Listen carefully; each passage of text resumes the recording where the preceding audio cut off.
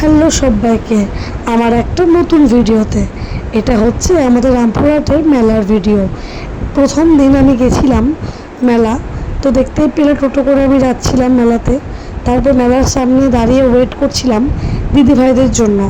আমার ছোট ননদ এবং তার ছেলে আর দীপালি পিসি, এই তিনজনের জন্য আমি অপেক্ষা করছিলাম। তারা টোটো করে আসছিল, আমি আগেই পৌঁছে গেছিলাম, আমি দাঁড়িয়েছিলাম। তো এই দেখো তারা চলে এসেছে, দেখতে পাবে। এই দেখো পুচকু, দীপালি পিসি, দিদিভাই সবাই চলে এসেছে।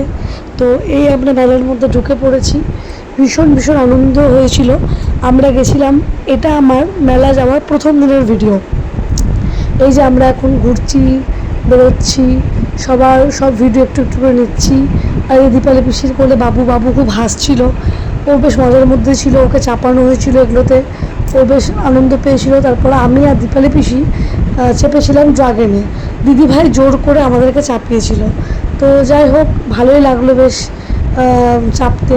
অনেক দিন পর ড্রাগনে চাপলাম, চেপেছিলাম প্রায় 2-3 বছর আগে, এখন আর চাপা হয় না।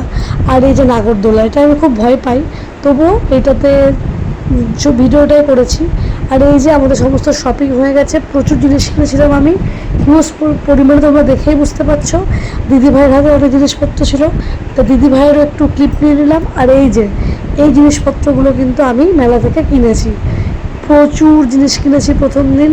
পুরো সংসারের জিনিস বলতে পারো।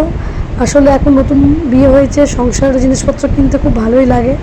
আর এই যে সব শেষে তোমাদের সঙ্গে আমাদের মেলার সুন্দর সুন্দর ছবি শেয়ার করলাম। আশা করছি তোমাদের দেখতে খুব ভালো লাগবে।